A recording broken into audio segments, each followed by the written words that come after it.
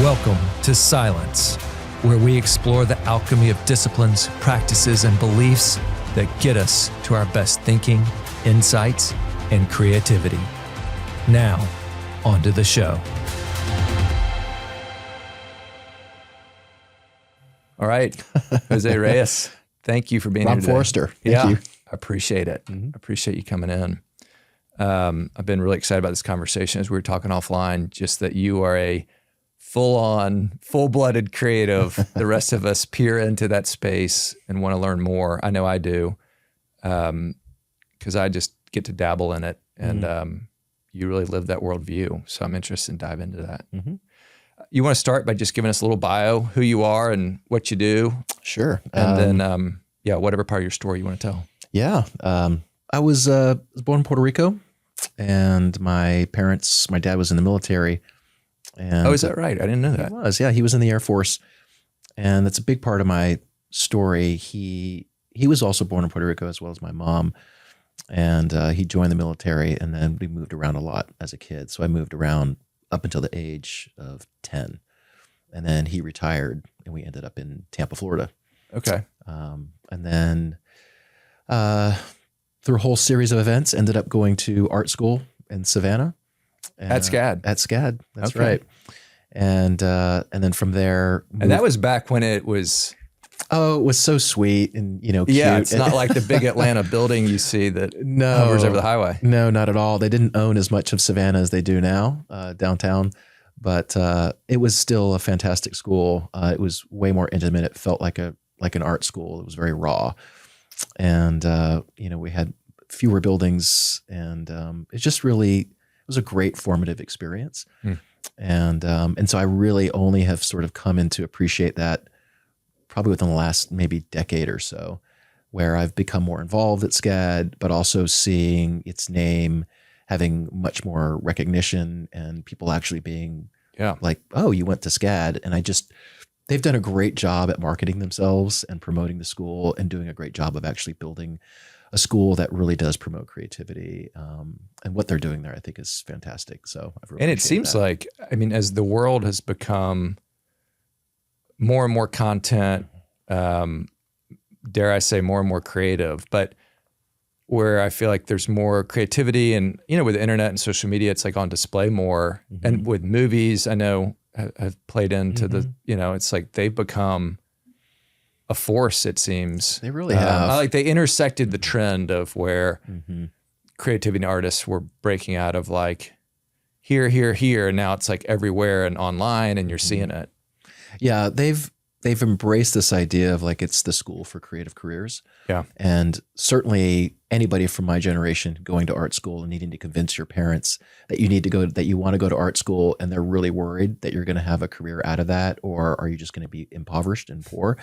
And so we had to do a lot of convincing. My brother certainly came to bat for me. But Is he in the creative space? No. So my whole family is in the military. Okay. Wow. So, right. So I'm the little bit of I wouldn't say the black sheep, but I'm the odd man out. Yeah.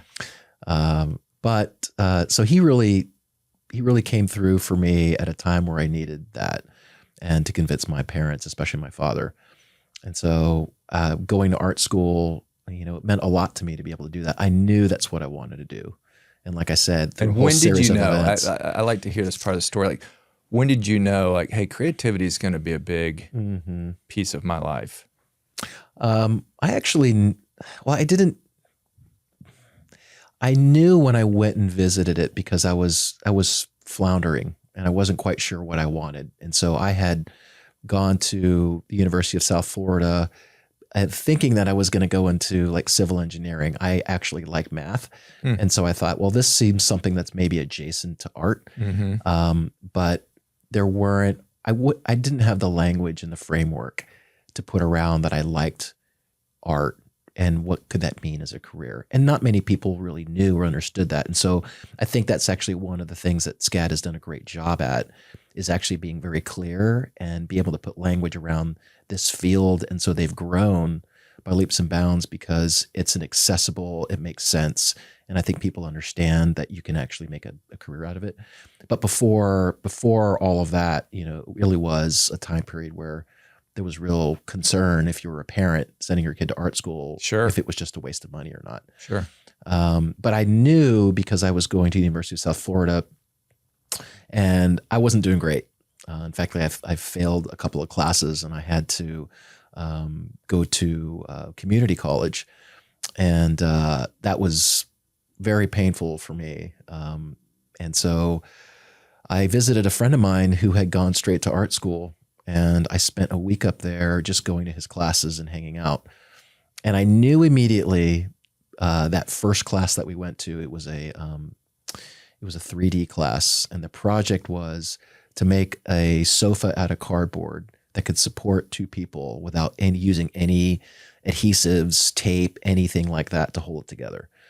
And I was just watching the whole class do their thing, and I'm like, this is my thing. Yeah. I've got to do this. Yeah. Now, I mean, A little bit of the engineering in that one. well, right. Yeah. And just a way of process and how do you make things. And so I did a lot with my hands growing up, just through like making things. And so I didn't know, like somebody may have said, well, you should go into industrial design, perhaps, but that wasn't a thing. That wasn't actually a thing that what was even on the curriculum at the time. But I, believe it or not, this same friend, we were best friends in middle school and high school, and we were really nerdy about design. And I think we didn't have a name for this field. We just did it naturally. And that's actually one of the things that is something that I've learned over time, is just when people ask me about, their kids and, creativity, and is that something that they should go into? My answer to that is just watch your kids and observe them, and whatever they're doing in their free time that you're not asking them to do, that they're doing because they're enjoying it. There's a good case to be made that that's where they want to spend their time, all of their time. That's where their passions lie. That's where they'll become more, I think they will expand in their world. And so it may be adjacent to that. It doesn't necessarily mean like, well, if your kid's playing with Legos, that they should go and work for Lego. Right. It just means that there's something there that they're being lost in terms of their imagination, and it's worth investing in. It's worth looking at. And so that's, as I look back at my life, certainly I spent a lot of my time, laying on the floor, playing, doing things with music, working with like typography, weirdly memorizing type names and making things with typography. No one asked me. No one's like, hey, I think you should do this. I just did it. Wow. Mm-hmm. So fast forward, I graduated from. Wait, and real quick, was there a moment like having to convince your parents? I mean, I imagine this military family, hey, he wants to go to art school. I don't know. Was there anything in there or like? I mean, you kind of have to. I mean, my parents were very, very practical, and my dad joining the military, everything that he did had a real pragmatic point of view. Yeah. And so he often tried to convince us all that we needed to go into the medical field in some way because he had done that. And so he saw opportunity in that. And so he kept on trying to convince us that we should do that, and that it's a sure thing. Go in the military, they'll take care of you, they'll send you to school, and there's a route. There's like, when you know what the path is, it's an easy path to champion. Yeah. But if you don't know what you're going to get, you're like, I'm not sure that's the right thing. Yet many people have done that. And so, we have to be careful about that too, with our own kids, where they may show aptitude for something, but it doesn't necessarily mean that we need to really lean into that. We want to see that over time, or to go, this was the path for us. And so therefore they should take and pursue this path because, we know how it works basically. And so, so they convincing my dad, it took my middle brother to go in and finally convince my dad to do this thing. And so I'm forever indebted to him in doing that. Good brother. Really good brother. So after he did that, my father was finally like, okay, you can go and do this.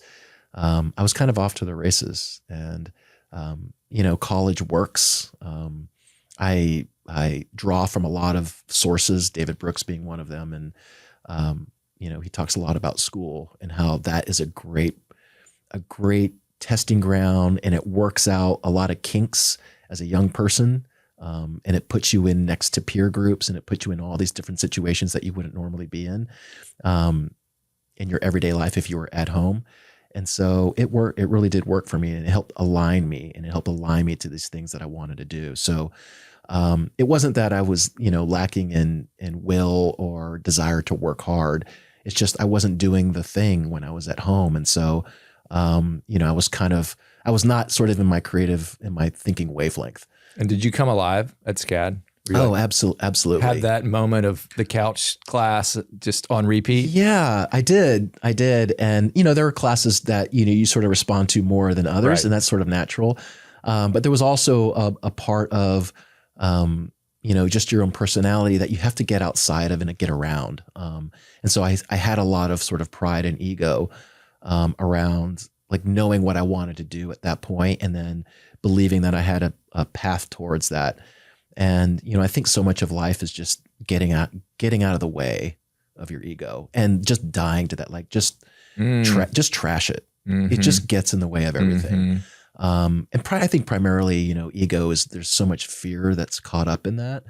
And so, it's taken a lifetime to kind of get a handle on how it actually works and how I see it at work in my life, and making choices to help avoid that. All right, so you jumped right in the deep end. So let's talk well, about this. Well, look, I know we've got a lot to cover. So yeah, no, that's great. Curious, how do you get your ego out of the way? Uh-huh. And then how do you think it holds you back, or how have you found? I think I'll sort of answer the second part of that question. I think it holds me back because it's deeply embedded in fear. For me, certainly. And I've really come to see that when I want my sort of deep desires of either being known or seen to come up, and I want that, I'll do other things to get there. So I'll take kind of a hold of the stick and try to steer. Mm-hmm. And usually bad things come out of that, especially sort of in the way they make me feel. And so, because you're trying to force it. Because you're trying to force something, this has ramifications all over the place. So Right. Whether it's at work and something's not working exactly, and so you feel like you need to take control, or you need to do additional things in order to make things happen, whether that's like pitching work or new business or anything like that. And so that's usually fear at play, because something isn't happening as quickly as you think it ought to, or you're looking aside, or you're looking next to the next person, and maybe they're doing something that is like, wow, they're really like doing well, and it looks like we're doing the same thing. And so you can really get into this sort of comparison sort of mentality, and that's so dangerous, especially as a creative, because that's where sort of copying comes in, and that's where I think, especially now, just with seeing everybody's creating and everybody's trying to say something, and everybody believes the thing they have to say is really important, and so therefore everyone needs to say it. And we're really at sort of this point where to be authentic is really difficult, because to be authentic means to sit outside of all of these other narratives, and as opposed to what we end up doing is chasing to keep up with everything else. And so we're just Yes. doing what everybody else is doing. Yes. And we're not actually making anything new. Yes. Well, I don't want to belabor this because my audience has heard me talk about it some, but well, one, just the authenticity, and this book behind me, the Rick Rubin's book, I love how he talks about that. But two, yeah, I've wrestled with a few guests on this idea, particularly around the internet and social media, of like, and everybody has a bit of a different perspective, but it's like, is it good for creativity because everybody has this platform to show what they're doing, and it's like, oh, great, free expression, and we're all connected? Or is it bad in that everybody starts copying? Like, there's less truly original thought because it's easier to just see and copy and iterate, which I think I'd be curious on your perspective, because you hear like like kind of copying's the highest form of flattery, and like a lot of work is derivative and whatever. But Yeah, it's like, are we getting the originality we used to when everybody was disconnected and kind of in their own little bubbles around the world? Yep. And then they were able to bring something forth that the world hadn't really seen, perhaps. I don't know. Do you have a strong feeling on? I feel like it's also layered, and to pull this one string means you're pulling all the strings.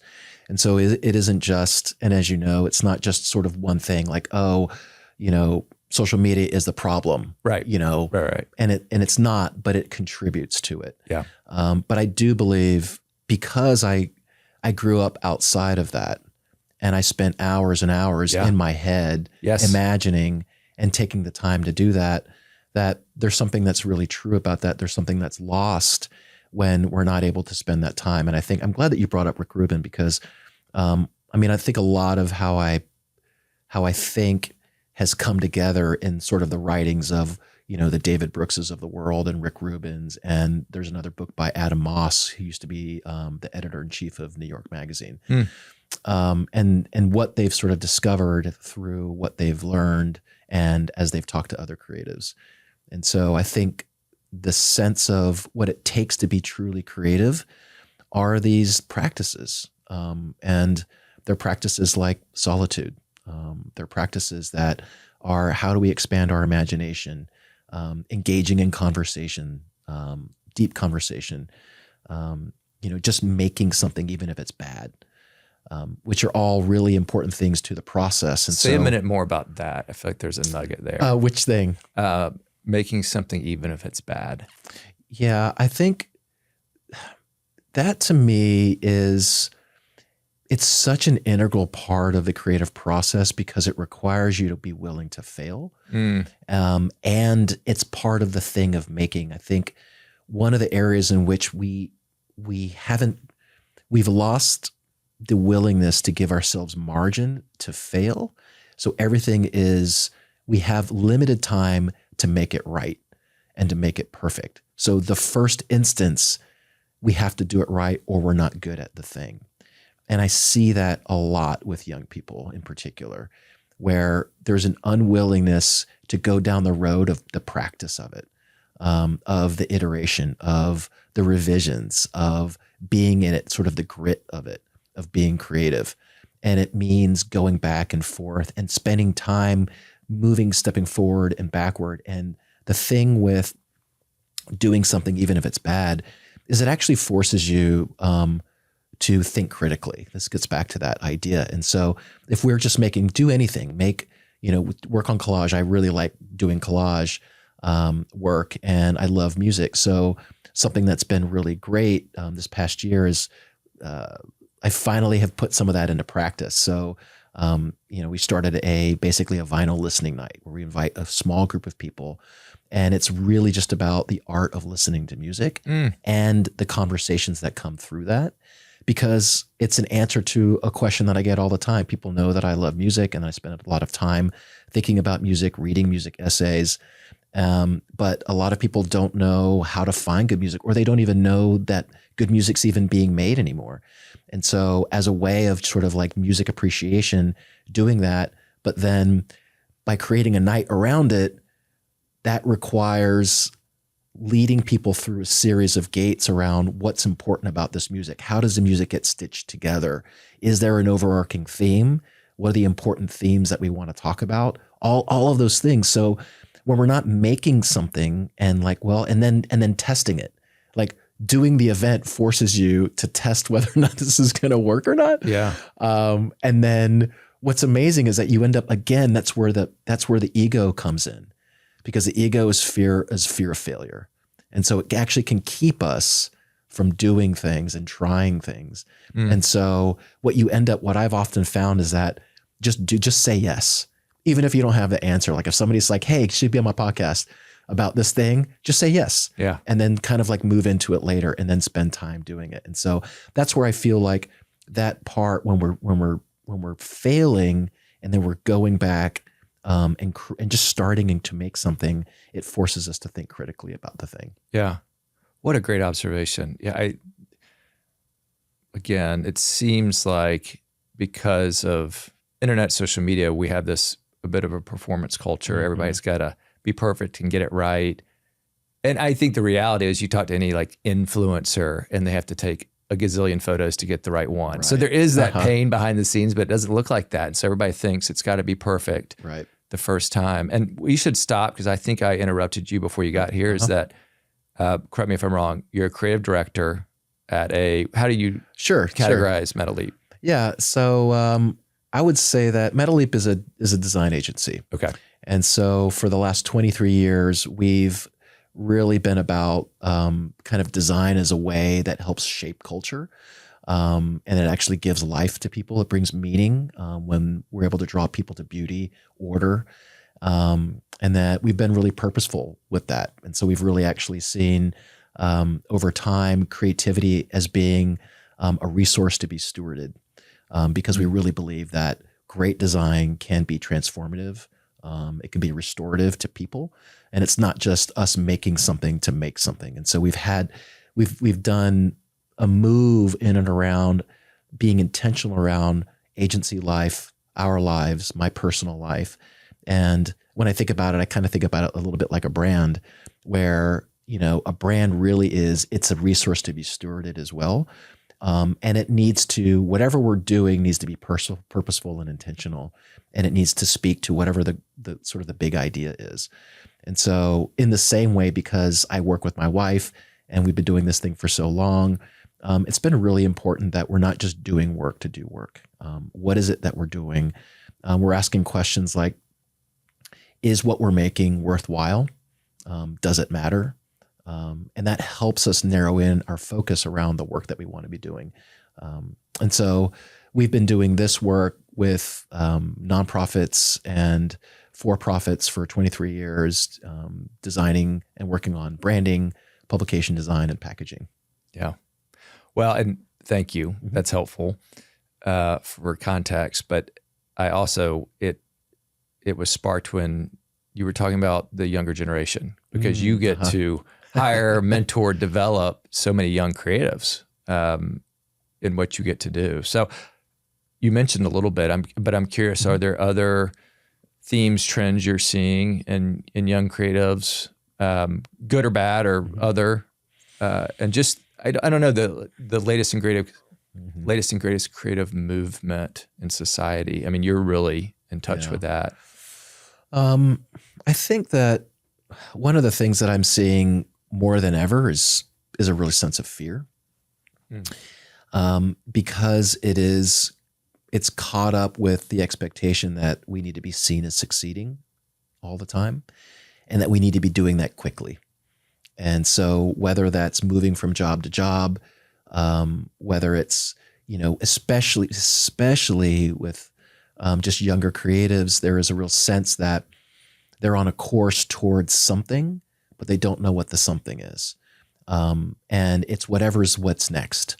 And so they're just sort of, but they don't have real answers for that. And so if they see their peers and their peers are ascending very quickly, whether it's job title or money, there is a real sense of, I guess I need to be doing that as well, or I'm not succeeding. And I think what that can do is it can undermine the creative. It can undermine the thing that they're really built to do by misordering sort of the objectives, And when you're a creative, when you're doing that well, you're asking really big questions. You're really trying to find nuance and complexity in things. You're putting together ideas that matter, how they make sense to the world. When you're looking askance to see what everyone else is doing, you're kind of running together, but you're running towards a destination that's not, nobody knows what the destination isn't to be, I want to be an amazing creative. And what does that mean to me exactly? It's, I need position, I need title, and I need money. And I mean, you really can't blame people because it takes stopping and just taking a beat and thinking and doing a little bit of self-reflection and analysis around, what am I here to do? What gives me great joy? What gives me peace? Why should I be doing the thing that I'm doing anyway? and those sort of big questions. The challenge is that, as David Brooks says, these aren't bad things, right? Especially in his book, The Second Mountain. The first mountain really is about like conquering and sort of like destroying that first mountain. You're like, I've got this. And you've got all this raw energy and you have all this enthusiasm and you're just like, everyone's like, it's like when they kind of lined everybody up in sort of Oklahoma and they like say, go and get the land grab. And everyone's just running in all these directions to go get like their acres of land. And there's sort of that sort of idea. And it's not until you sort of get to this second mountain idea, which is, what does it all sort of mean? And what's the purpose behind this? And there must be something else.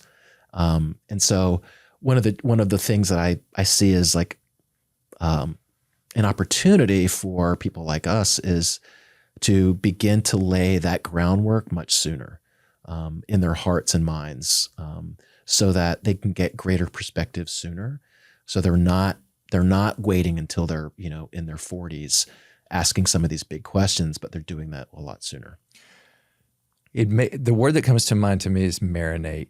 And because, we live in this on-demand culture now where everything needs to happen fast. And you get to see what your peers are doing and there's this pressure. And we've lost patience, I think. You think about cooking, and so often, like my wife was making something for Easter and it was so much better after marinating overnight, or you think about apprenticeship, how you used to apprentice under someone for years and years and years, before you really turn loose on the world. And we've lost the patience for that largely, and myself included. Like, patience is not one of my virtues. And yet, probably particularly in the artistic creative space, marinating, soaking it in, failing, just taking time to develop probably your perspective and your framework may actually lead you to the top, so to speak, faster than jumping from place to place. But there's this sense of like, you need to marinate in it, I would think. Well, and I think in the marination comes the satisfaction, and there's a lot of simplicity in that as well. I was just talking to a friend of mine who was over the house, and he was looking at kind of our wall of books, and he was asking me about a book that's really inspired me. And one of those was The Agony and the Ecstasy. And it's really a story about Michelangelo's life. And it's really quite amazing. The book's riveting and it's fast paced, and you wouldn't think that Agony and Ecstasy. You wouldn't think that this book would be that way. Yeah. But it's an amazing story about a person who, I think, if you're creative in any way, shape, or form, you'll see the frustrations that he had, but also the willingness and the determination to seek out answers, to be curious about his world. And then when you really, what is amazing to me is that he is one of the world's greatest artists, if not the world's greatest artist. And I would probably put him over Leonardo da Vinci. If someone were to ask, I'm like, well, I'm a creative. They were different, let's not do that. Let's not be comparative. But I think given the time that he lived, the lack of technology, and the amount of work that he created in his life, his life work, the body that we look at, is really about a dozen pieces. And he worked in all sorts of mediums. And so he spent time working on all these pieces, and he was apprenticed. And somebody saw something in him and really cultivated that and put him with the best teachers. That's a really difficult thing to do. Not everyone gets to do that. There's a certain level of genius that comes with that. He's not a prodigy necessarily. He's a genius. And you could say the same thing even about modern composers like Leonard Bernstein. Like, he's really a genius. But, and he's at the right time with the right place. And so that all of that talent gets cultivated. And, you can't have, 10,000 of those, but it's remarkable to see how many people want to be that level of like fame and acknowledgement in our world. And there just isn't room for that. And so how do we be content with our role, our place? And this is the thing that I think leads to the fear, especially in young people, is that there's a real desire to be known. And there's a real desire. They would never say fame, never. but there's an ego there that's driving that because, it's built out of fear. And who would never say fame? So I feel like there's a lot of people out there want to be famous. Well, I don't know. I think fame still has this sort of negative connotation to it. Oh yeah, okay. But I think, well, certainly they want to be influential. They do, and that's about being famous. Yeah. And I think that's why we have so much, like, I have ideas and let me get my ideas out there. But those ideas need to be cultivated. They need to be pushed. They need to be tested. Are you talking to people who are going to challenge your ideas? Is that helping you form new ideas out of those? What's sort of the order of operations to become somebody who's really critically thinking about how you actually think? It's a great test of this is this. And I think everyone can relate to this. So when you go to a restaurant and you eat a great meal, and then afterwards you're talking to those people about their great meal, and you go, well, that was wonderful. What was great about the meal? And almost immediately there's sort of a pause, and there's a lack of language that we have to be able to describe the things that we think are great, or to describe anything. There's really a poverty of language. And so what was great about the meal? Well, it was like, it was really good, and the pasta was really good. What made it really good? What was going on? Do you understand the ingredients and the process that goes into making the thing? And so we want to do things. We want to be experts about things that we have no deep knowledge of immediately. And so what does it look like to take the time to go, okay, well, you really like pasta. Have you ever made pasta? What is the simple ingredients that go into that? And so that's one of the things that we'll talk a lot about, especially with like young creatives, is that there's a real sense that we've learned something in a very short amount of time. Therefore, we've mastered it. Therefore, we can move on to the next thing. And the thing that I like to think and reflect upon is all of these sort of great things that we build on, in terms of artistic pursuits, whether it's cooking, whether it's art, illustration, there's very few components to them. And so, like, if you think about bread making or pasta, right? You've got flour, you've got yeast, you've got maybe an egg, some water, and we've been working on this for thousands of years, and we haven't exhausted it. Like, if we had mastered it, we'd be done. We wouldn't be talking about, a young person who really loves bread making and they figured out some new combination of a thing.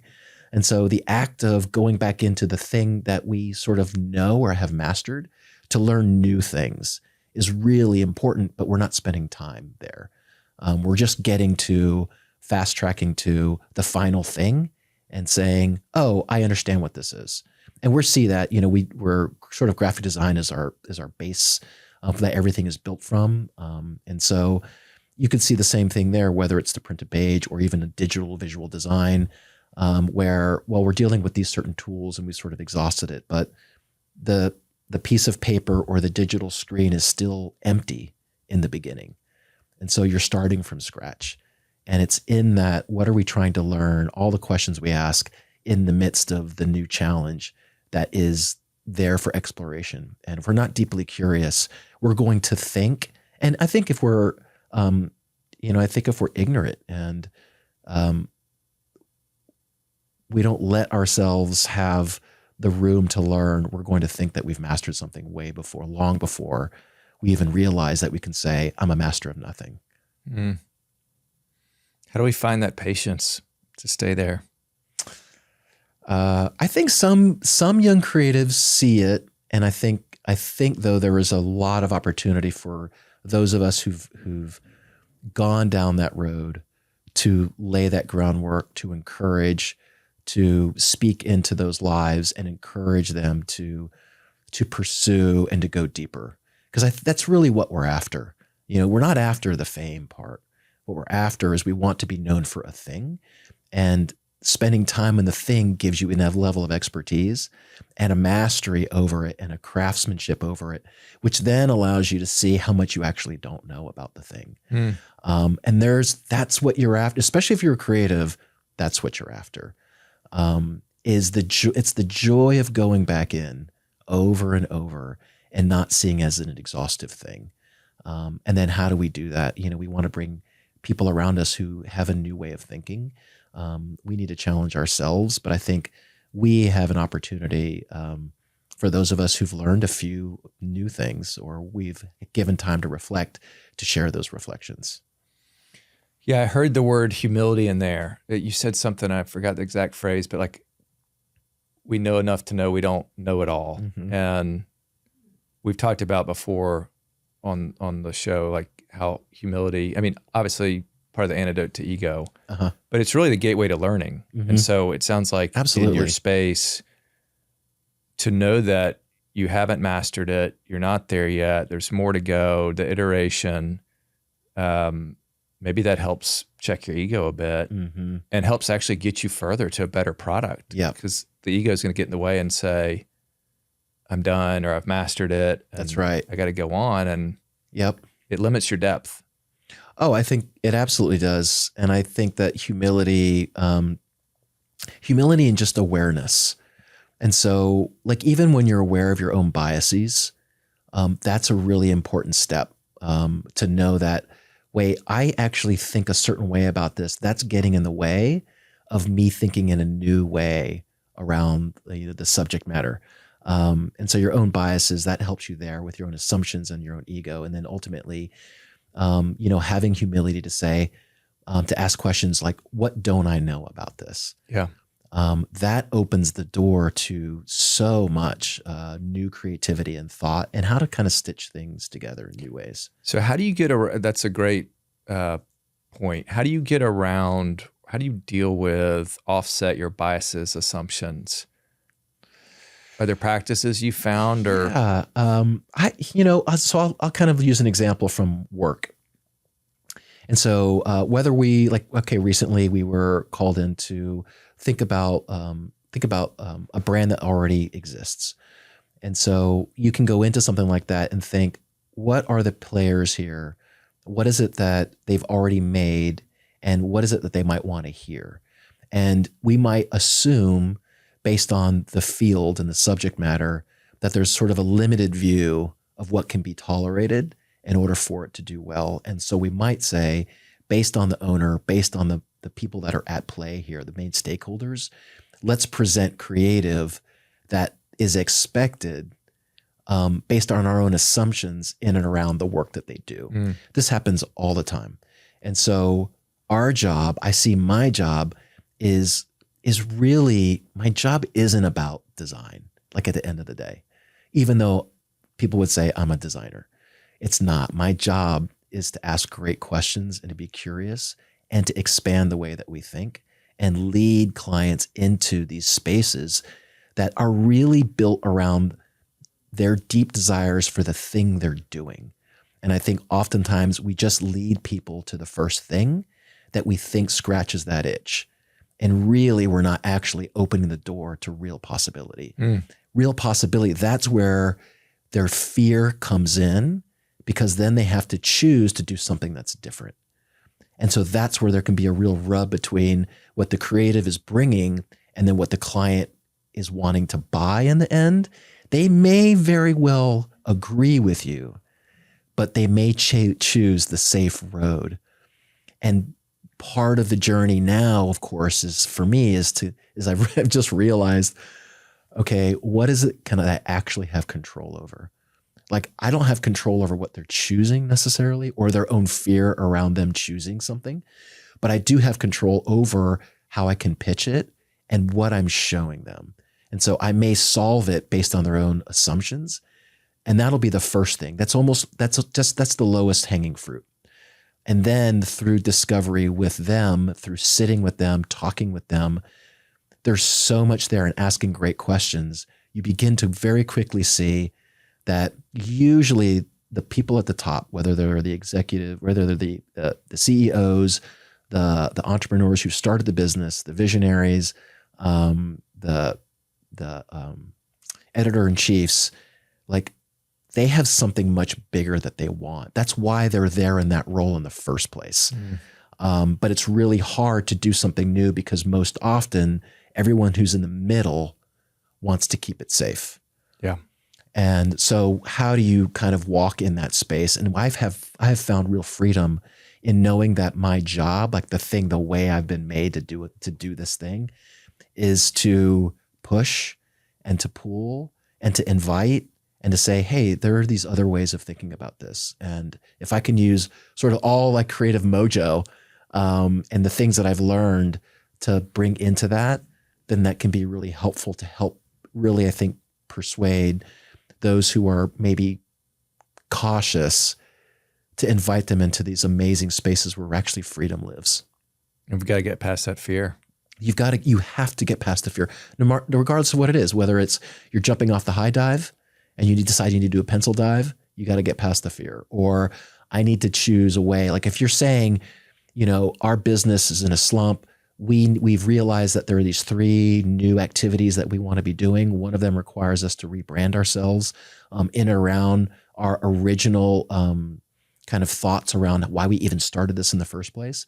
Then we need to really embrace that. And when we embrace it, it can actually feel scary because you realize you've been doing the same thing for so long.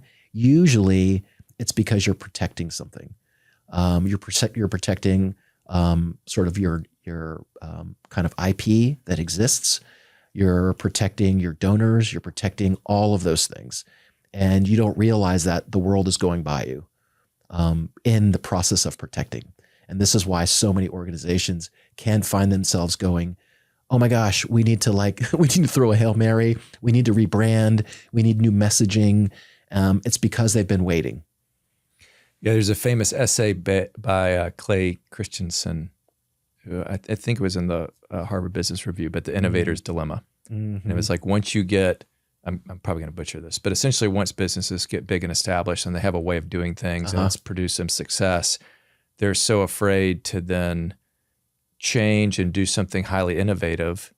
They know they need to, but it's going to interrupt like where they found success. But then the advantage of the new upstart is they don't have that baked in momentum, so they can come in and disrupt. And the big businesses, it's hard to do that. And I know some have done like skunk works type. It's like you're in a different building, go figure this out and do everything different. But yeah, that there's so much, momentum, safety, confirmation bias. Some of it there for a good reason, right? We found success in a certain way, and yet it hampers us from embracing the new to change and find new ground. And then, on a micro example, some of the rebrands I've been through or the creation of new brands in my life, often there's this like uncomfortableness with what the designer first proposes. And I've kind of learned like, okay, I need to lean way out over my skis and trust him or her. Not that I can't have some input, but if I control it too tightly, then it just ends up being my vision. And that's not why I'm hiring them. I'm hiring them from a new perspective and something that will push me. So that's been a fun, like leaning into that, even though it's uncomfortable, and writing that out. So. There's a great opportunity though in that role. And I think it's this, that because I've worked with a lot of editors, the role of the editor is to kind of understand the topic, the subject matter, and push and get to the truth. And I'm just somebody who's already predisposed to doing that. And I like it when people do that with me. And so rather than be kind of really prescriptive, because I think that's where people can end up. And I'm not saying that you're doing this at all. I'm saying that in general that, the creative does the round one and then people see it. And then sometimes people can want to be really prescriptive because of time, and there's not enough time, or they are not seeing something that matches the thing that they want to see. So rather than push in terms of asking great questions that forces the creative to think critically about the decisions that they've made. And actually it's a great gift to the creative. And I think it probably means that they probably need to be a little bit more mature, but when you're calling out of them more greatness to think more about what they're doing, the logic there is that they'll move back into it. If the creative is brittle and doesn't like the sort of like being questioned, but not because they're doing it wrong, but why are they thinking the way they're thinking, then they may not be up for it, you know? Yeah. Can I interject? Because Yeah. I think this is an important point applicable to any space where you have a work product. And I actually read this example related to designers of how do you separate your ego from your work product? Mm-hmm. And I think this is what you're talking about. And so in design anyway, you hand something forward. Oh, I think it was from Creativity Inc., where they're talking about Pixar. Yep. And in their brain trusts, Mm-hmm. they had to get the creatives to separate, like, hey, you're putting forward a story to be picked apart. We're not picking you apart, Mm-hmm. but I understand, especially can imagine as a creative, it's like, it's very near and dear to your heart. It like came from this deep place. You're putting it forward, and then people are like attacking it and picking it apart. And you're like, whoa. But if I remember it correctly, it's like greatness is when you can separate your ego from it and say, I want the very best. I know that I need help. This is what I'm putting forward.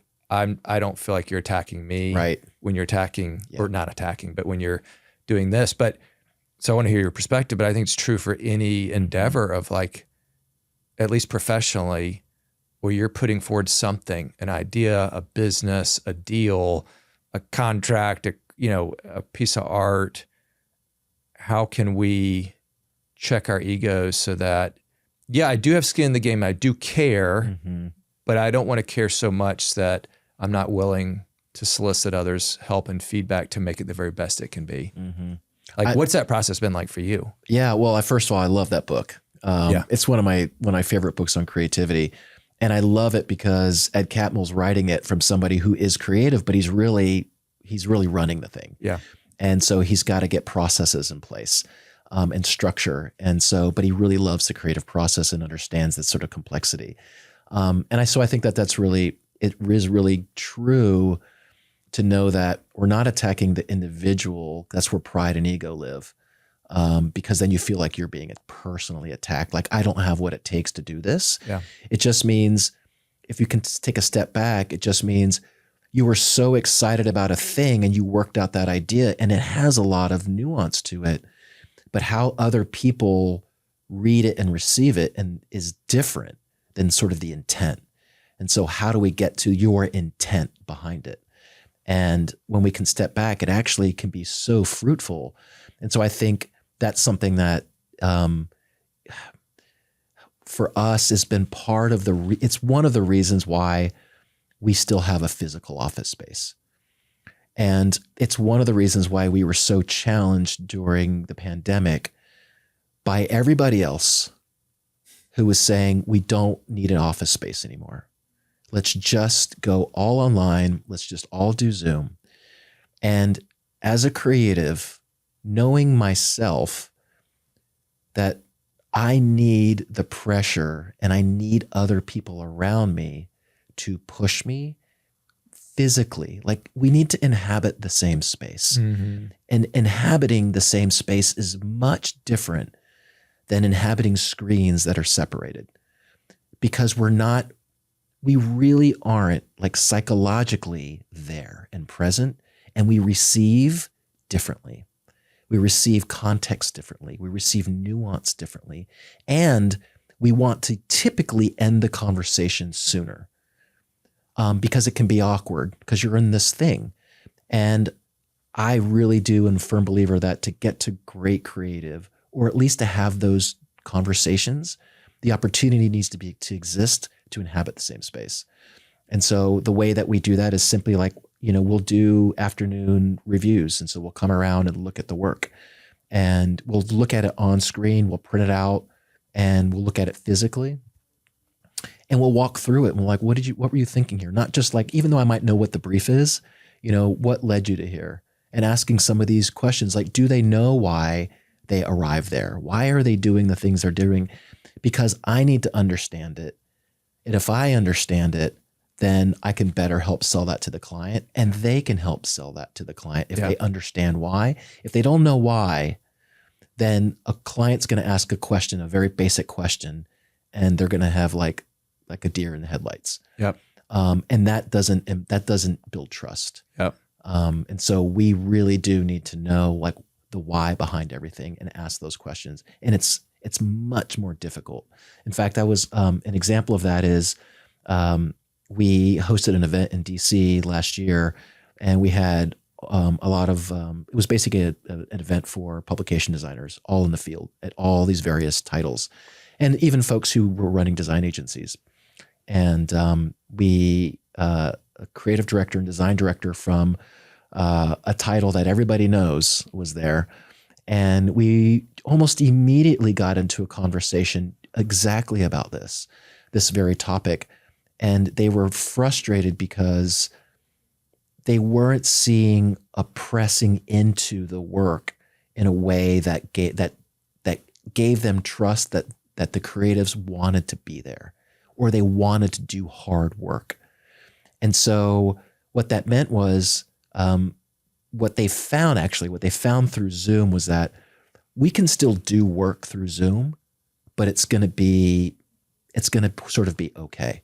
Like, we're not going to improve. Zoom's not going to make great strides to creative unless there's a lot of other things that are happening that a team is built specifically with the goals of the team to get great creative. And that's like few and far between. I'm sort of meandering on this answer, but there's a lot that goes into that. But I think in my experience, creative teams are not all built the same, and it requires really high emotional IQs to build creative teams to get the best out of them. And when we're running fast, we don't have much time. We end up getting frustrated because we don't know how to do that over Zoom. It's easier to do that when you're sitting next to somebody, because even the bad stuff, like your frustrations, get communicated and the person can feel it, and then they may say something, and then that sparks a conversation. All right, I'm going to take a bit of a right turn here. I mean, one thing you said made me think about this, of knowing why, the intent behind the design. Mm-hmm. And I was thinking about some of my recent experiences with AI, because it's become so easy to get output from it, but often there's no why. Like, I didn't create it necessarily. I mean, I know you do the prompt, and I'm not bashing AI, but it's like too easy to get to an output, and you may not know why. And it may be harder to then sell it to the client, or even know if it's the right solution. That's right. Yep. But I also want to jump way back to something you were saying earlier when we were talking about social media and being offline. And you just said, yeah, I need to kind of be in my own space, to be silent, to have solitude.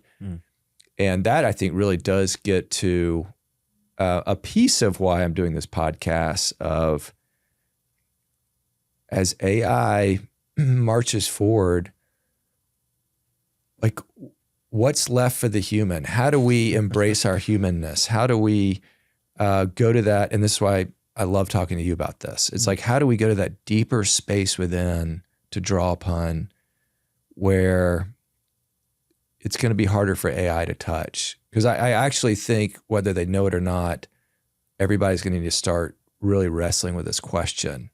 Because as the computers and machines get smarter and smarter, they're going to do more and more. And so I think we're going to have to dig deeper of like, it's all the things you're talking about, but it's like, how do I tap in to that very best of myself for thinking, creativity, insights, and what are the practices, beliefs? Like, how are you? I heard that earlier. I just wanted to go back and pull on that thread a little bit of, how are you doing that? And it doesn't have to be necessarily in relation to AI, but I think that's part of the conversation. But how are you really bringing originality and uniqueness? And it sounds like some of that's like unplugging, getting offline, and doing some things. Yeah. I mean, I know everyone has their sort of different practices, and sort of an immediate answer to your question is you have to know, you have to be sort of tuned in to what you need and what your sort of body, mind, soul, spirit's sort of telling you. And that's just being tuned into it. So if we're distracted, then we're going to miss it. And we're going to miss that sort of small call. And I think that, you were talking about small call. What is that? It's the voice in you that's telling you, it's like it's pointing you to your true north. And that's not a loud voice. It's very quiet.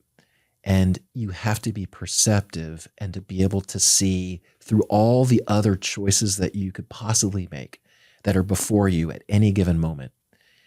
And I would say like 90% of those aren't your true north. They're distractions. Maybe even ego more. driven. Yeah, for sure. Yeah. And when we don't spend time there is where we get a lot of people who are questioning themselves, usually at sort of around 27, 28, and then your mid 30s, and then your early 40s, and then your 50s. And I think that that's happening more where we're saying we don't know how, or we're just confused, or we're afraid. Don't know how. Like we don't know how to do that. Like who's helping us do all these things? There's a lot of people out there who are claiming to do this online through, TikTok gurus, TikTok psychologists. I mean, and it's not that the information isn't good, but there is truly something when we can slow down and have a practice and put a practice into place that we can trust, instead of like the grab bag. Oh, I listened to this person. Oh, I saw this person do this. And it's a very much kind of like how we sort of treat religion. It's just modern religion, where we believe that we can make up ourselves by the sum of all these like differing parts, and we're making things up. And we're ignoring actually, and what I believe, that we've been made for something. We've been tuned to something. And figuring that out has been a process over the millennia that's required community. It's required other people. It's required solitude. It's required hard work. It's required all these things that we don't elevate now, because the accessibility to a million different points of view is there. And it's not bad, but it's also not good. And so I believe a lot of that is a distraction, because you don't even know what to discern. So it's sort of getting back to this idea of language and sort of like, let's say that we're typing a prompt into AI, and let's say that we're an 18-year-old or a 20-year-old, and I'm doing a paper on X, Y, and Z. And you go, tell me about these things. And it gives you an awesome summary, 3 key points. And you're like, this is great, nailed it. And then you reword it for yourself. One of the challenges is, if you aren't a person, if you aren't well read, you don't know whether or not to test that against anything else. That's right. And so that takes time. You don't get to be well read by doing AI prompts and doing summaries. You have to spend time doing something. You don't become a great traveler by watching videos of people who are there and learning about it. That's right. And so you can't expect to get to a place of depth because you've watched 10 videos. There's a sort of joke about being YouTube certified. Well, it's like, oh, well, let me learn how to do a thing. Well, let me watch a YouTube video about it. Great, I'm done. Well, did you practice it? How long did you spend practicing the thing? Right. And so it's fair to push back. It's fair to question that. And I think a lot of people don't want to be questioned. They just want to get to next. Yeah. Yeah. One of my staff is asking about like, what would I look for in a new hire these days, coming out of school, particularly related to AI. And it was a good thought experiment, because we are leaning into AI and we want to use it. But, quickly it was like, well, they still need to know what they're doing, because they need to know what to ask it. And then, to your point, is the result good? How are they going to know if they actually haven't learned the subject matter kind of independent? That's right. Of AI? How will they know whether their output is Absolutely. the right answer? Yeah. Well, and I was thinking about this in terms of like just interior design. So I have a pretty omnivorous curiosity, and I'll just consume just about anything that I find remotely interesting. And when I think about it, just like in the interior design space, or even just house space. We were walking in a neighborhood, and there was a house that, we live in a neighborhood that's got a lot of mid-century ranches, right? And there's a lot of styles that occurred during that time, and there's a lot. There's sort of like the style, the version of that is the version. If you're going to flip into an encyclopedia and go, this is it, right? And it looked like this, and these were the pieces of furniture that were there, and this is how it was appointed inside, and that takes deep knowledge and understanding. Like, to do that requires a level of understanding of how to get that. Often you can look at a mid-century and go, oh my gosh, you got a ranch, it's mid-century. And then you look at it and you see a hodgepodge of ideas that are at work. And something you might say to the untrained eye, you're like, I really love this. And I put like tiki stuff next to mid-century stuff to colonial stuff.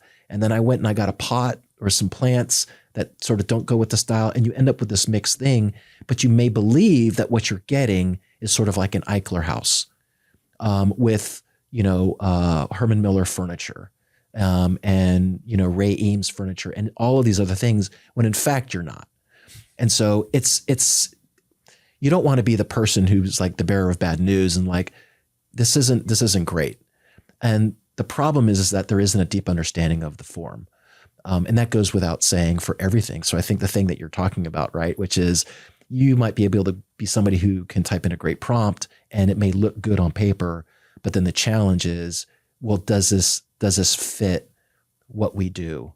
Does it take in a deep understanding of our work and the work that we're trying to do in the world now contextually? Yeah, removes some nuance and depth. What's inspiring to you these days? Where are you drawing inspiration from? There aren't a lack of inputs for sure. I love to read. I love music, and there are a couple of things that I'm focusing on right now. One is I've been reading a piece. It's a long piece, but it's hard. It's about Leonard Bernstein and Gustav Mahler, and it's in the Atlantic. And it's kind of a fascinating piece about how it took him to rejuvenate classical music here in the West, and that there was an expectation for how composers, especially music directors and conductors, held themselves. And so at the time in the 60s, there was an expectation that you were not to be flamboyant, that you were not to be over the music, and that you needed to be sort of just still. And this piece dives into a deep dive into how, like, what made Leonard Bernstein, what were the ingredients that got him to be who he was, and then the gift of his joy for music and his drive to see it done well.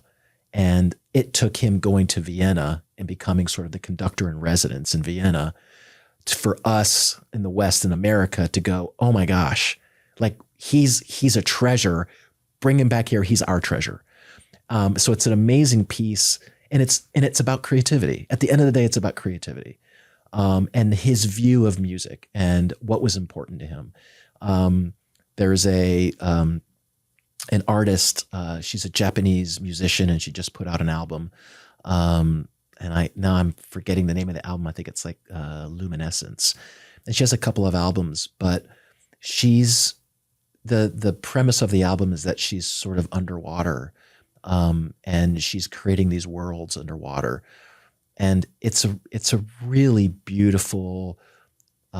It pushes the idea of like what is classical music, because it's modern. So it's very, there's a lot of analog instruments in it, but also digital instruments in it. And so you could kind of say, well, it sounds like Sigur Rós, sounds like, bands that are very ambient, but her voice brings in this amazing human element to it that is spectacular, I think. And it's wondrous in a way that sort of draws our attention to kind of like shining stars. They just sort of twinkle and we don't know why they're doing this thing. And so it's really luminescent, I think. And the third thing the thing I'm reading is a book by Helen MacDonald called H is for Hawk. And it's really a story. It's a kind of a memoir about her losing her father. And she grew up, it sounds so weird, she's English, but she grew up in falconry and obsessed with falconry. And so the book is about coming to terms with her father's death, and then this hawk that she essentially goes and gets so that she can get back into falconry. And it's the taming, as what they call it. Instead of taming, they call it manning, because there's all these little technical terms. But it's this beautiful book about her pain and losing her father and kind of what that meant. And then sort of if this particular hawk, the breed of it is, as she describes, almost like a vampire. It's just, all it wants to do is like hunt and destroy. And so, and it's that sort of like, that's almost a mirror for her own feelings and her own, like where she is and sort of taming herself and coming to terms.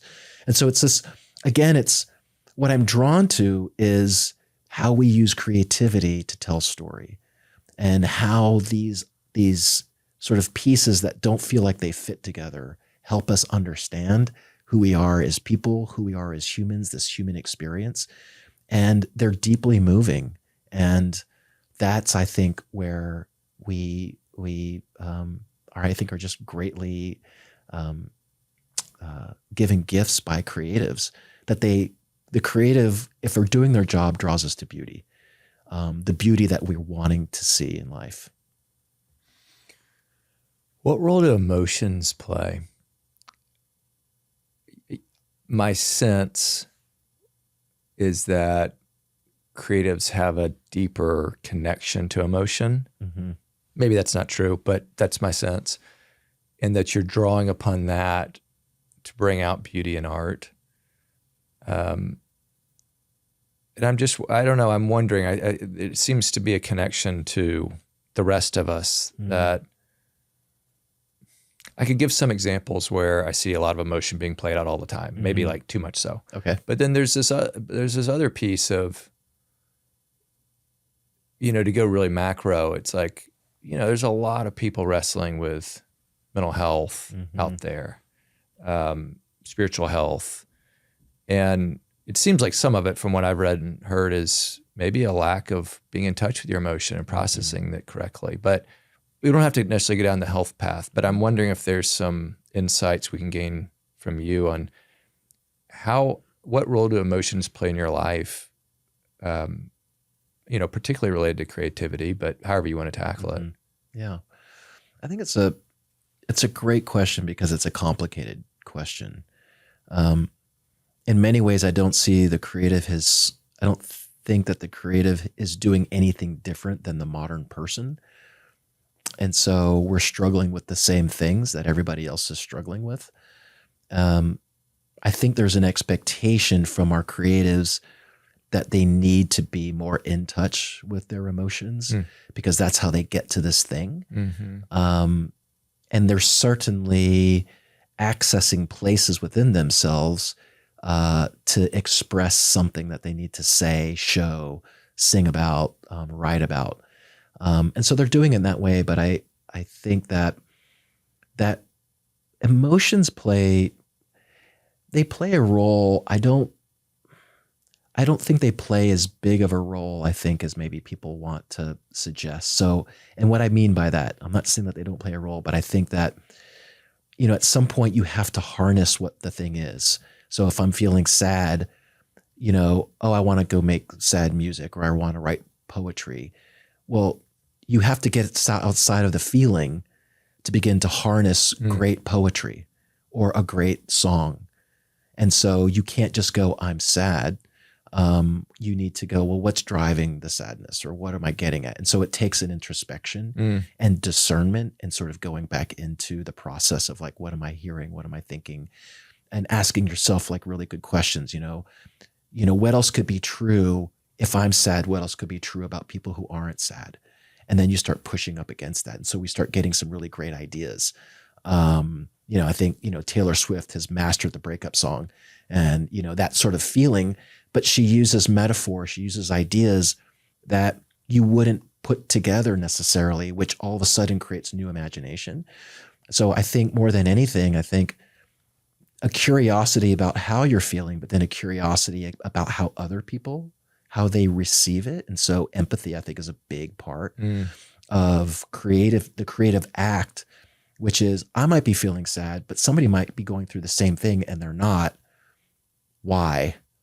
And when you begin to access that, then you can set up tension around maybe how other people are mindlessly going through the motions when they should actually be behaving in a different way.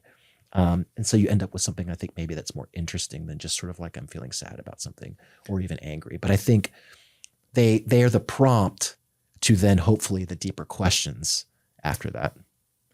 So, my mind's going two ways. One, talk about power of empathy, because that's an important word. Sure. Empathy, there's a sort of a slew of words that sit in the same space. There's sympathy, there's empathy, there's compassion. There's a fourth word. I forget what that word is. And empathy is one of those great words where so you have sympathy, which is like, oh, I hear you. That's sort of your problem, but I see you. I see that you're having a problem. I see that you're struggling. Empathy is, oh, let me put their shoes on and try to see it from their perspective. Compassion is moving towards that person and then walking alongside them in their tragedy, sadness, anger, and being actively a participant in it. And so empathy is just really important because it does force you to then go, why are they behaving this way? And so it's a reason why you can have, you can have differences between, like, if let's say that you're conservative or liberal, or just again, let me take that off the table. Okay. We're not going to go there. But I can say, like, on sort of how we think, empathy just allows us to have a greater access to an understanding of what somebody is really feeling and believing and why they want to choose the things that they're choosing. And it allows us to step into the gap with people. But even then, I think most people aren't oriented in that direction because it takes practice. So it's easy to have sympathy because it doesn't require anything of you. Empathy requires seeing somebody's perspective, but compassion is the greatest of those because it requires you to step into it. So, for example, if somebody dies, that's somebody that like their spouse died. It's one thing to sort of send a text. It's another to send a card. It's quite another to show up. And then you're like, what do I say?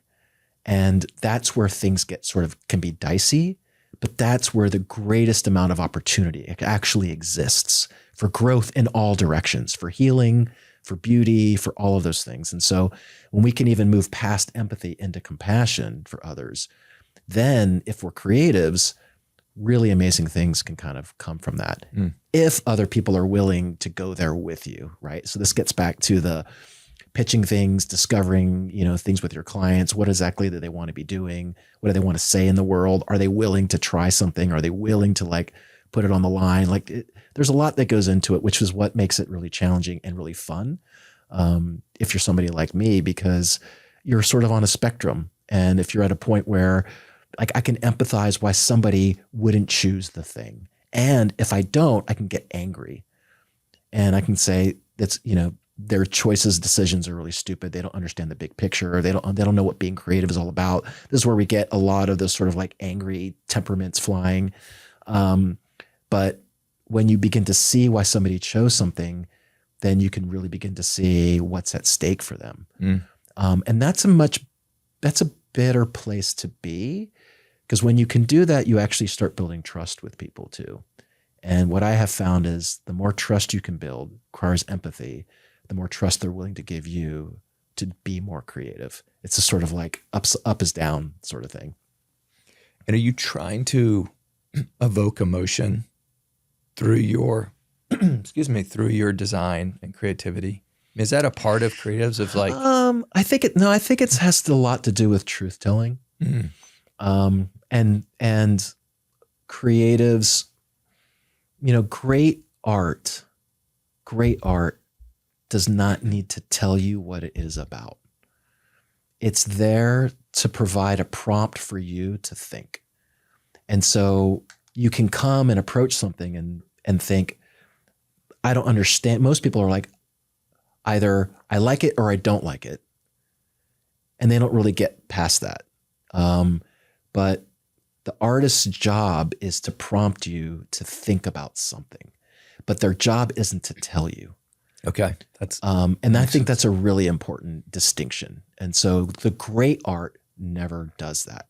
But if you're in, let's say, a commercial art, let's say graphic design, or you're in the business of PR or advertising, you are trying to evoke or advertising, emotion, your right? job is to coerce, your job is to tell, your job is to tell a story a particular way, to show and be prescriptive.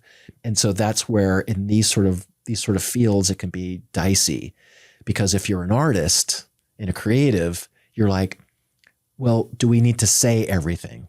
And then if you're somebody who's like paying money and you're trying to attract an audience in any way, shape, or form, you're like, well, we need to say everything, or nobody's going to get it. Yeah. And so that's where the trick kind of can lie. And so that's where a lot of the tension can exist. And so you can have very frustrated creatives who are doing a job and they're angry or they're bitter. And it's because they don't see the job that they're actually doing. Like maybe you should go and be an artist, like a fine artist, and not necessarily a graphic designer or a web designer or, a marketing executive, that kind of a thing. And so I think you just kind of have to choose what that is. But I think for us, our job has always been, not our job, but the way in which we see the work that we do is we want to do work that matters. And we want to do work that is worthwhile. Are the things that we're actually making worthwhile? Are they helping people? Are they drawing people to deeper things? It's not, our job isn't to be a poet, and we're not, a fine artist. And so I think we have to, if that's what we want, we need to go elsewhere for that. And so I think if you just understand that part about what your job is, that can be really helpful. But you can still do great things within that space. I think empathy for us has meant one of the great gifts that's been given to me through this work is that I actually get to be with people and talk to people and figure out and learn from them. And that, if you're into that, it can be amazing. And it can be, you can find a lot of like a gratitude in the work that way, if you're wired that way. What role does silence play? You hit on this, but I want to just circle back around one more time, personally and professionally. What does a role of silence play as a creative or as a person? Either one. In your life. For me, it's been a great gift again to me when I take the time in deep solitude and silence. I am an extrovert, but I also really enjoy being alone in sort of a weird way, in thought, because I'm able to just quiet my thoughts altogether and focus. And so when I am alone, and typically I really enjoy being outdoors, being in the woods.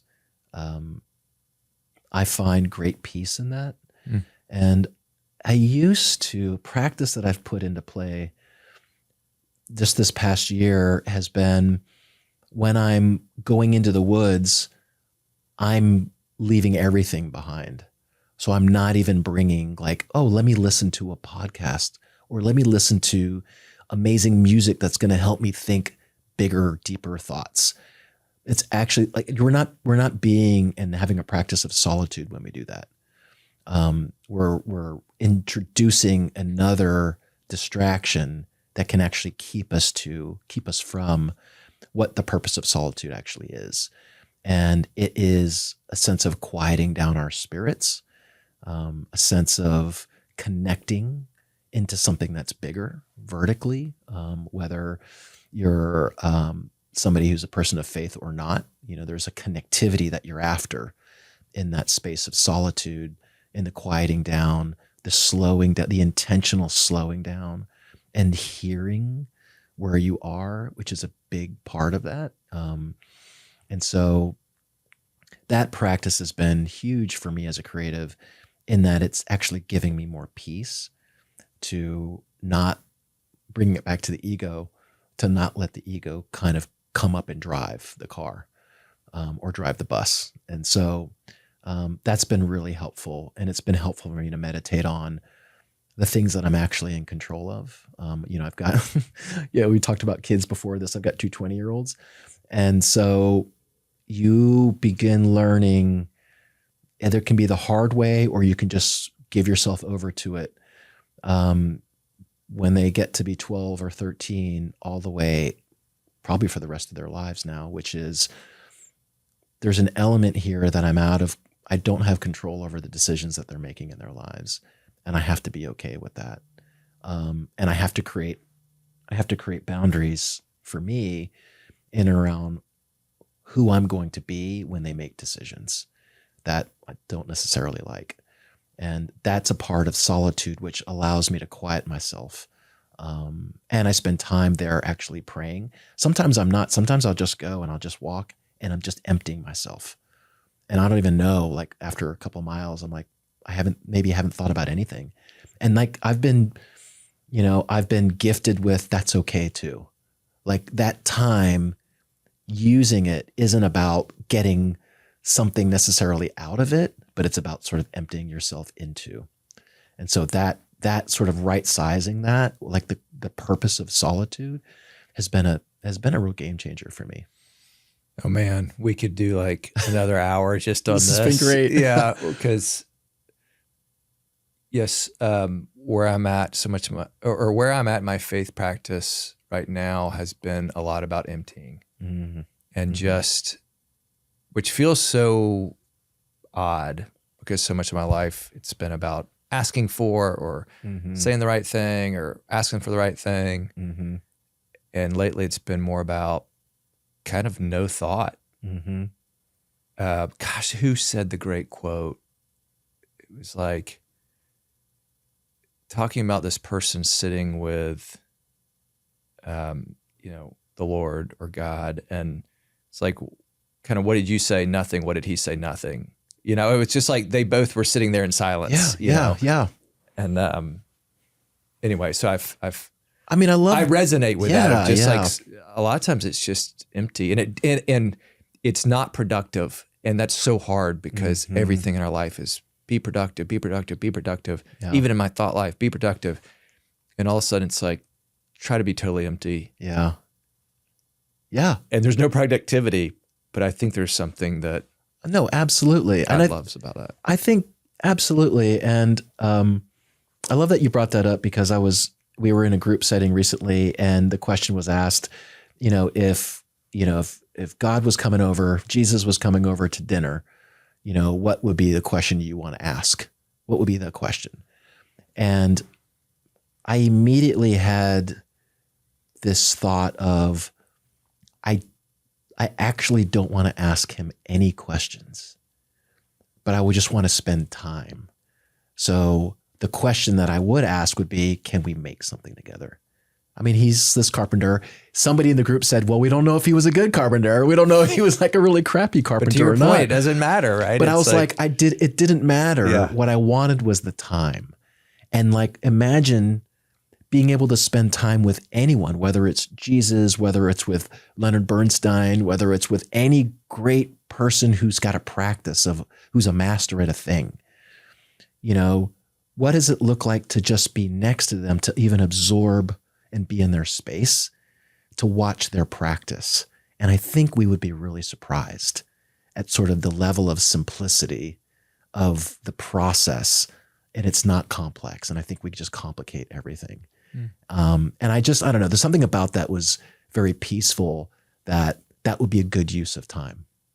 You know, it wouldn't be an argument. It wouldn't be like, he knows everything anyway. What am I going to like, what new knowledge am I going to gain here that's actually going to help me? Right. You know what I mean? Rather than simply being. So. Right. All right. Last question. Values. What values are particularly resonating with you in this season of life, or that you're leaning into? Yeah. And if you want to wrap in faith to that, feel free. And I appreciate that. I think the value of wisdom and just gaining more wisdom, but I think clarifying what I know already. And I think that gets back to sort of the conversation about having not having the words, a language, a poverty of language. You know, I think you can even get to my age and somebody can ask you a question and the expectation is that you've got it all maybe wrapped up in a bow in some sort of like very pithy thing or 3 words. And it's like, oh my gosh, that's amazing. But it's amazing how much we don't actually process what we know and think about that. And so wisdom is a big part of that, in that I want to spend more time thinking about what I actually know and why, like, does it matter to me? What's valuable to me, and how can I put that into words so that I just understand this thing that I think that I believe. I'm not a great person like sort of on my feet with like a big idea. I'm like my wife is bullet points and she's fantastic. She's like, here's 3 bullet points, boom. And you're like, that was amazing. 30 seconds later, done. I'm like, I roll in and it takes me, I need to warm up. And then once the machine gets going, it's like, I can start making all these connections. And so, but I do know that wisdom is a big part of that. Just having a practice, like having a daily practice of kind of what's important to me, of silence, time in prayer, time just being spent being still. And something that's been really important to me. And it's weird because it kind of came out of sort of the election, but there was a lot that I didn't understand about how we got here. And so what I ended up doing was, where can I have confidence and what's true? And so that forced me into, well, what's true are, these words of Jesus. And so there's a lot of different places that I can find truth or answers to, questions that are happening right now, or even my own fears and concerns. But I've just been spending only time reading the words of Jesus. Not even and I've just spent time, like, I want to go through all the Gospels. And I started in December and I'm only on like Matthew 18. And I've just been going over it and over it and over it and committing things to memory, which has been important to me. And I think that's been really, I don't know, I've gotten answers to things that I didn't realize I needed answers to, or I think I've been cared for in ways that I didn't know how. And it's just been really good to me. That's good. That's inspiring. Mm-hmm. It's like walking in with open hands, and it's almost at the emptying. Mm-hmm. It's like, I'm not coming with an agenda. Yeah. Yep. I usually have an agenda, which is limiting. Right. Yeah. Yep. All right. As we wrap, first, thank you so much for your time. Absolutely. Such a joy to have you on. And I mean, really, truly, I could go another 2 hours. Uh-huh. I love this. What would you leave everyone with? So, question, challenge, idea. Well, since we were talking so much about creativity, I think I would want everyone to walk through a process of how they interact with creatives and why they believe the things they believe regarding creatives. So, and to question those. So when you're interacting with something that is a creative act, whether it's a film, it's music, an artist physically right there, or anything else, ask yourself great questions about what was the intent behind the thing that they were making. Why did they need to make it? What was missing from the world that caused them to want to make the thing? What were they answering that they felt needed answering? and ask great questions in and around that. I think that we would be surprised, especially when we embrace empathy, that what we'll actually discover. And I think just let yourself be willing to be changed, even if you have an idea, a very certain idea about something. Letting yourself embrace empathy in the moment can be a really great gift, not just to the artist, but also to yourself. It's great. Jose, thank you. Yeah, you're welcome. This was great. Thank you.